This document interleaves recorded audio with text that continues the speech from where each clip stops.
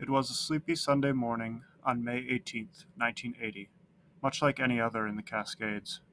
People began their day like any other, some going to church, others walking their dogs, or simply going about other business. There had been warnings of an impending eruption from Mount St. Helens, and some had moved away from the mountain, but everyone assumed that today would be just like the day before.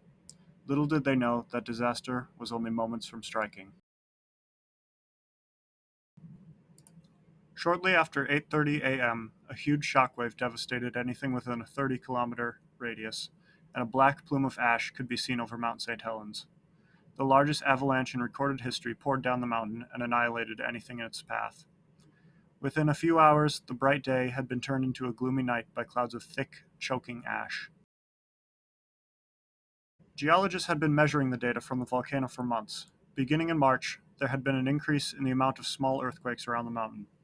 Soon, a large explosion had been seen at the summit, and the mountain had started producing a small ash cloud that continued until mid-April. Then the small eruption had stopped. Earthquakes still continued in the area, and eventually a huge bulge started to form on the north face. The rapidly increasing amount of magma in the chamber below the volcano was the canary in the coal mine for the impending eruption.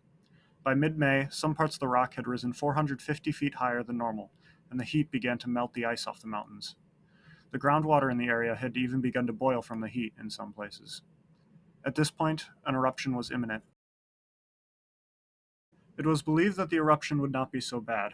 It may destroy a few miles around the mountain, but surely it could never cause any real damage.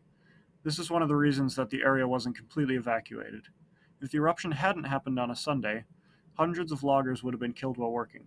The eruption that occurred on Mount St. Helens was of historic proportions.